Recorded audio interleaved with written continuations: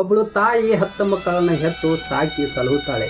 ಆದರೆ ಅದೇ 10 ಮಕ್ಕಳು ಆ ತಾಯಿಯನ್ನು ಸಾಕೋದಿಲ್ಲ, ಸಲಹುವುದಿಲ್ಲ.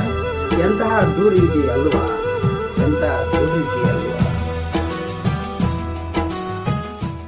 ಮಕ್ಕಳು ಬೇಕು ಅಂತಾರೆ, ಮಕ್ಕಳು ಇರದವರು, ಮಕ್ಕಳೇ ಇರದವರು.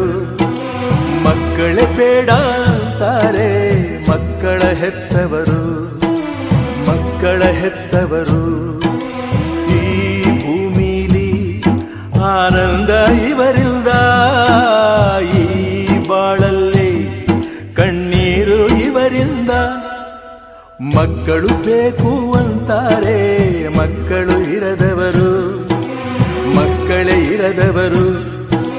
ಮಕ್ಕಳೇ ಬೇಡ ಅಂತಾರೆ, ಮಕ್ಕಳ ಹೆತ್ತವರು, ಮಕ್ಕಳ ಹೆತ್ತವರು.